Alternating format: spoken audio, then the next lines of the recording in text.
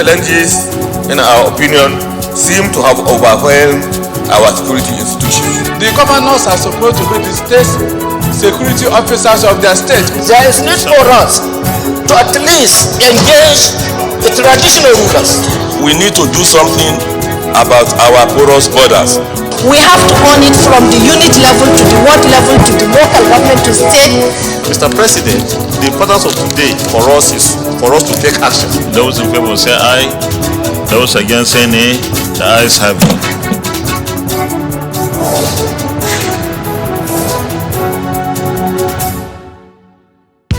It is very much in order to use consultants. Senate passes Custom and Excise Management Bill, prescribes engagement of consultants for revenue collection. The process of constitutional review is a continuous process. Senate President urges royal fathers not to relent in their struggle to get constitutional recognition. Hello and welcome to Inside the Senate. I am Hussaina Amina Abuki. With the Senate on a recess and bills to resume on Tuesday, the 7th of June 2022, we shall bring you a review of some of the issues treated at plenary before the recess. Accordingly, in this episode, we have reports on the third reading of an amendment to the recently passed Electoral Act to correct an unintended error, the passage of the Custom and Excise Management Act, as well as the challenge of insecurity in Taraba State. We also have a report on the declaration of interest by the Senate President and some other senators to contest for the Presidency of Nigeria. Stay tuned for details of these and more stories after the break. The Senate to send a message to the President To reap opportunities from that Raise a matter of urgent public importance. And we are aware that when this particular motion comes up for a longer term development, Arise to second the motion. Those in favor of this prayer say aye. Those against say nay. The ayes have it.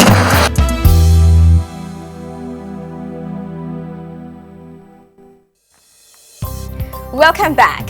Amongst the issues considered by the Senate before proceeding on its recess were the second and third readings of a bill aimed at correcting an error in the Electoral Act earlier on passed by the Senate. This was on Tuesday, the 10th of May 2022. We have the report alongside others as compiled and presented from our studio. I rise to lead the debate on the bill for an act. The bill, which was titled Electoral Act 2022 Amendment Bill 2022, was sponsored by the Deputy Senate President, Senator Ovie Omo Agege, who stated that the bill seeks, among other things, To make provision for delegates who not been elected ad hoc delegates as prescribed in the constitution of a political party and the Electoral Act to participate in the convention, congress or meeting of the party. Section 84, subsection 8 of the Electoral Act 2022 does not provide for the participation of what is generally known as statutory delegates in the conventions, congresses, or meetings of political parties. The extant subsection only clearly provides for the participation of elected delegates in the conventions, congresses, or meetings of political parties held to nominate candidates for political parties. he described this as an unintended error that can only be corrected with the passage of this amendment. Lawmakers supported the bill. this error, which led to us coming back to look at the correction, was something that happened inadvertently. I don't think it was the intendment of this hollow chamber, neither was it the intendment of those who perfected the document to send to Mr. President. But I believe in the course of a work like this, things like this are bound to happen. And I think this one is no less one of them. This is a very straightforward and very simple amendment. Because without this amendment, most of us would not have the liberty of voting during the party's convention. Accordingly, the question was put and the lawmakers gave their nod for the second reading of the bill. Due to its importance as well as the exigencies of that moment, the bill was referred to the Committee of the Whole, where it was accorded as a related consideration and passed. The Senate President shed more light on the amendment. The Electoral Act of 2022, or the amended Electoral Act of 2022 that we passed this year, has a deficiency that was never intended, and that deficiency will deny all statutory delegates in all political parties from participation in congresses and conventions. So this is an emergency effort to ensure that nobody is denied his or rightful opportunity as a delegate, and especially the statutory delegates, and these are those who are elected. Also for third reading was the Custom and Excise Management Act 2004 Repeal and Reenactment Bill 2022. The bill seeks to reposition the Nigerian Customs Service for optimal performance and enhanced revenue generation, amongst other things. The chairman of the Committee on Custom and Excise, which worked on the bill, Senator Francis Alimikena, laid the report, after which he made a presentation on some of the objectives of the bill. The objective of the bill to assist the Nigerian Customs Service Administration as a key indicator for driving economic growth and trade facilitation. The bill seeks to bring the Custom and Excise Management Act, SEMA, in line with modern-day customs operations globally. Some of the senators' comments focused on the portion of the bill which provides for the engagement of private consultants for revenue generation for the customs. We're all aware that the Nigerian government is using a lot of revenue due to the use of consultants to collect revenue, and they collect a lot of percentage. I would like to say that we do a slight amendment to this section, that consultants should not collect revenue. Mr. President, without sounding repetitive, I think it is very much in order to use consultants. Indeed, even in the UK, they outsourced some technical jobs for professionals. Indeed, there is nowhere when they are saying they are employing professionals or consultants to collect. Consultant doesn't collect. Indeed, whatever, even the investigation that you eventually did, they will pay directly to the government. They don't pay to any consultant. Employing consultants to do revenue work in custom has never yielded a good fruit. It has never yielded a good fruit to the nation. Officers are employed, trained, and allowed to do this work. The problem we have been having is bringing in military to head such an organization. Since Abacha's time, we have a lot of trained officers there. But when we bring in outsiders to head the place, you see a lot of consultants in admin, consultants in financial this and so on. Consultants can always be engaged. Where there are leakages for an agency that is giving a target of 300 billion, that a consultant can raise it to 400 billion. The difference between the target and the amount consultant is able to add is what they get their percentage on. That is, percentage are only paid on lost revenue. Therefore, Mr. President, it is wise for consultants to be engaged, because this consultant know the leakages. In order to safeguard against abuse, I suggest an amendment here to read, subject to approval by the board, the Customs Service may from time to time employ consultants to provide services and advice on the adoption of new custom control measures and for other purpose, provided that a consultant shall not be authorized to collect revenue on behalf of the customs. The personnel of the Nigerian Customs Service are in charge of collecting revenue.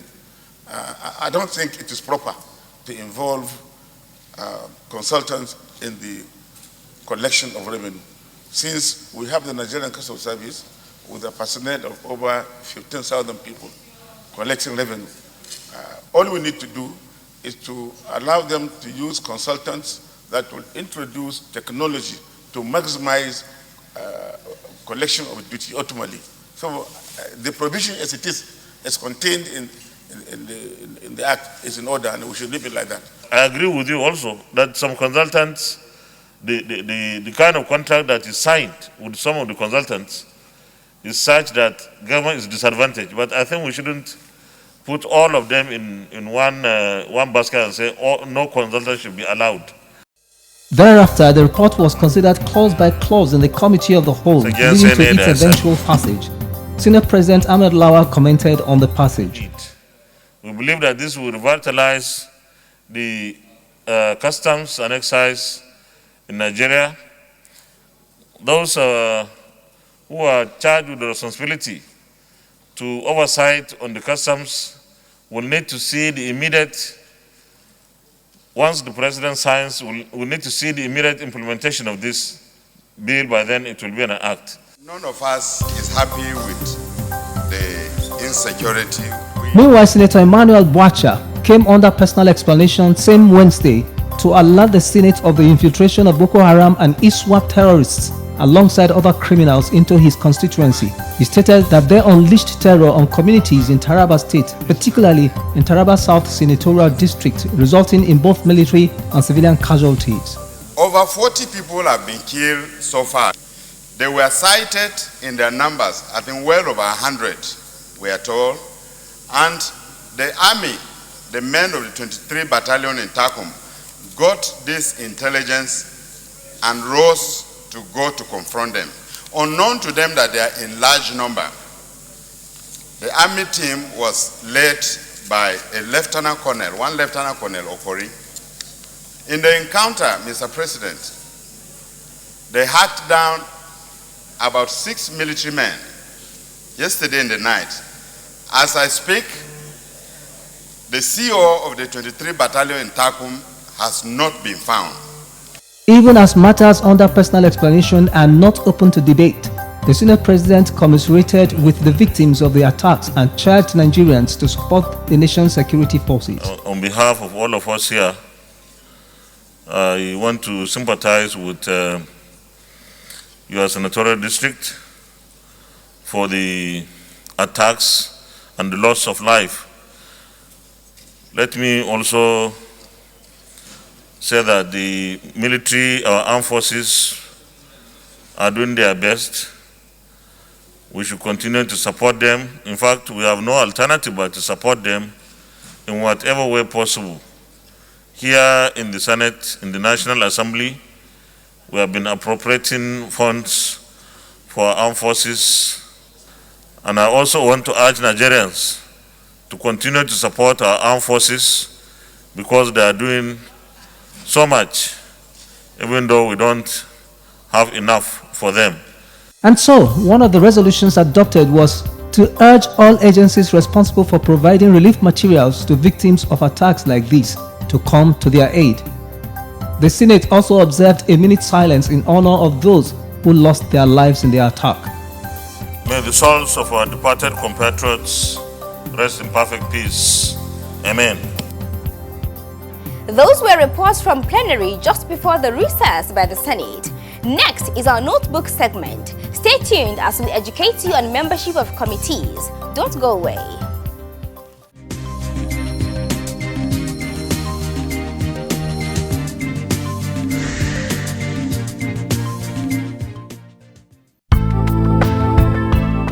The rules guiding membership of Senate committees provide that each special and standing committee shall comprise of not less than 5 members and more than 10 members, including the chairman and vice chairman. The rules also provide that no senator shall serve as a member of more than 3 committees, while committee chairmen shall not serve as members of more than 2 other committees. The rules, however, do not cover the selection committee, of which none of its members is allowed to be a committee chairman, but can serve as a member of other committees as provided for by the rules. The only way out of the pandemic is for the population to observe the recommended measures advised by the NCDC. The Senate Committees on Health and Primary Health Care and Communicable Diseases will continue to engage with the Federal Ministry of Health and the Presidential Task Force on COVID-19.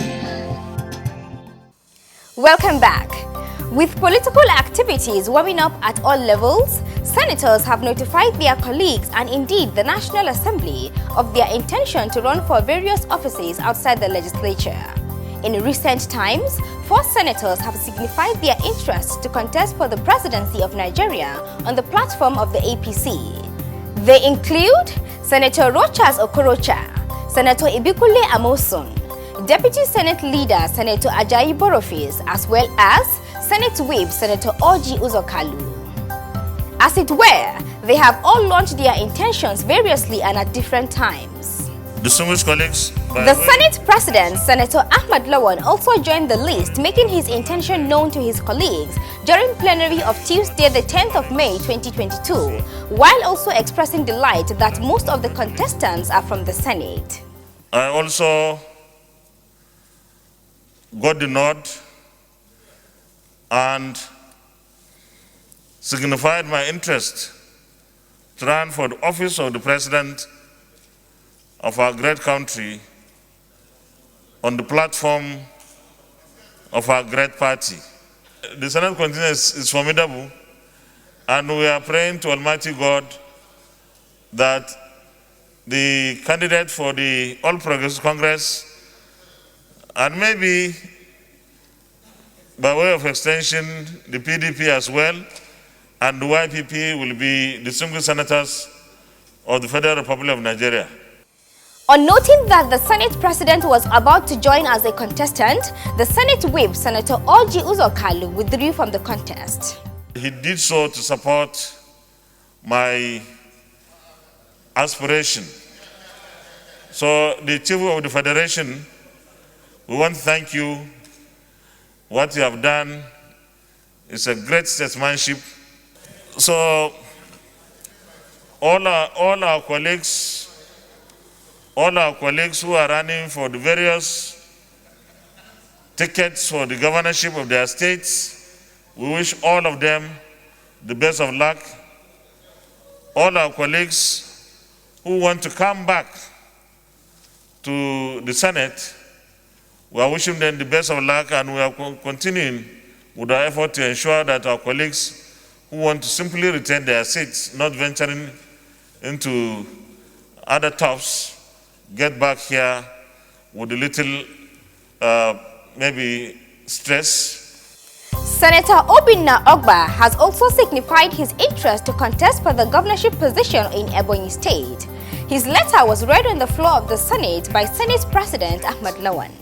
I most respectfully write to inform you of my intention to contest for the office of the governor of Ebonyi State in the forthcoming gubernatorial primaries and subsequently the 2023 general election under their great party, the People's Democratic Party.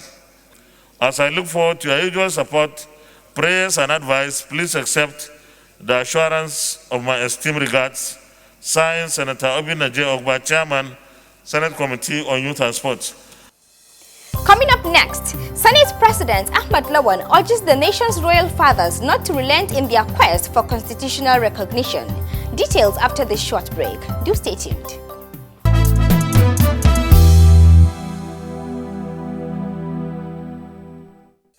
Welcome back. Senate President Ahmad Lawan, before the recess, received a delegation of traditional rulers on courtesy call to his office. Their mission was to appeal to the Red Chamber over a recent constitutional amendment exercise, which failed to accord them a constitutional role. The report on this is compiled and presented from our studio. It was in response to the last constitutional amendment exercise that the royal fathers, under the auspices of the National Council of Nigerian Traditional Rulers, chaired by the Sultan of Sokoto, and co-chaired by His Imperial Majesty, the Ooni of Ife, visited the office of the Senate President.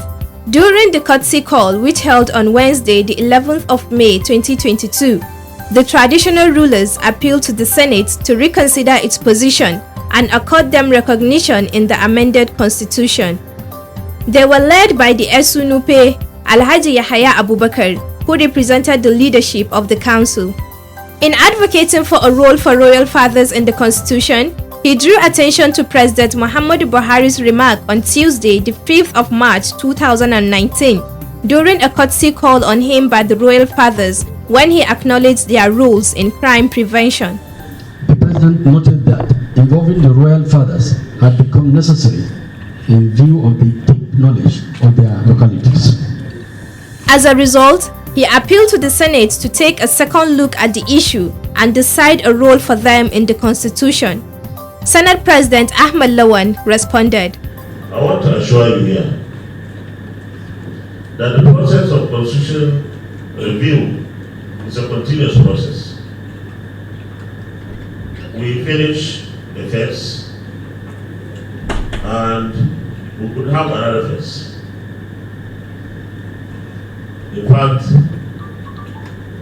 we have to be juggling between so many exercises that we have to do as a National Assembly.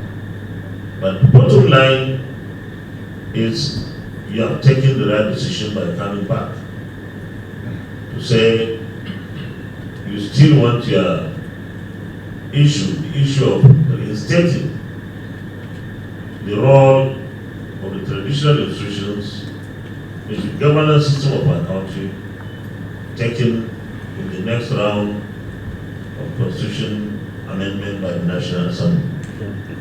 The Senate President Ahmed Lawan appreciated the royal fathers for according him the courtesy of calling on him in respect to this struggle.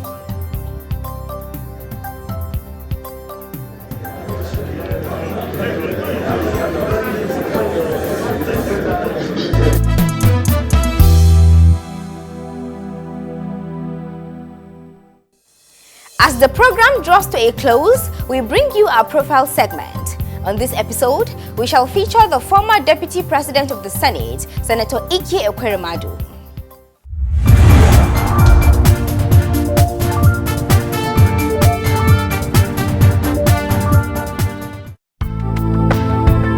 Senator Ike Ekweremadu represents Enugu West Senatorial District of Enugu State. Born in Aninri local government area of Enugu State on the 12th of May 1962, he attended St. Dominic's Secondary School, Ugiri in Imo State, as well as Boys Secondary School, Umweze, where he obtained grade 1 in the West African School Certificate WASC examination.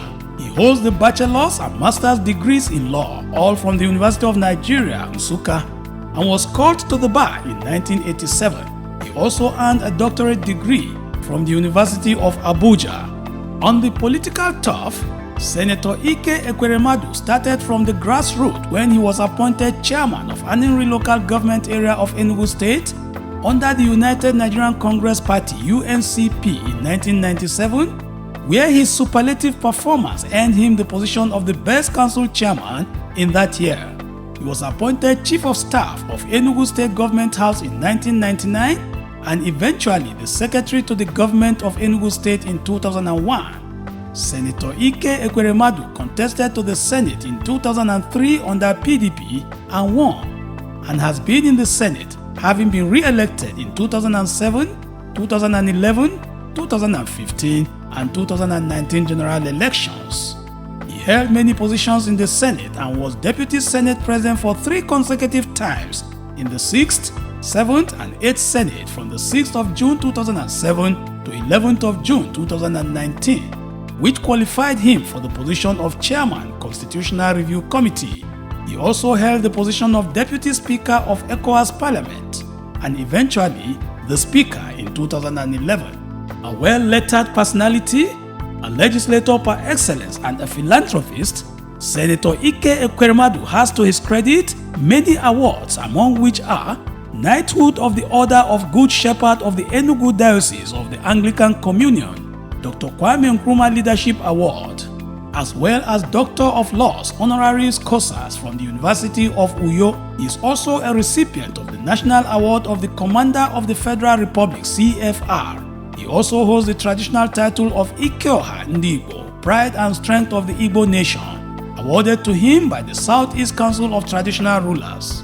His legislative interests include education, grassroots development, agriculture, economy, as well as good governance, among others.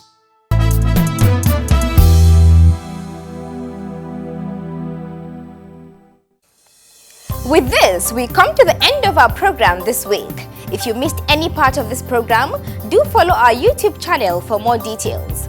Join me next week for another episode. Thanks for watching, and God bless Nigeria.